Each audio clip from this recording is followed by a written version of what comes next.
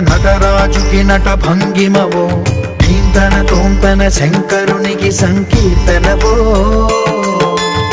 ఈశ్వరుడే అనునిత్యం తనలో తలచుకునే ఓంకారమువో, శివ హృదయం కరిగించే ఆ పంచాక్షరివో. నీ మదిలో మహాదేవుడినే కొలువుంచగా కైలాసమువో, అతని పాదము చందన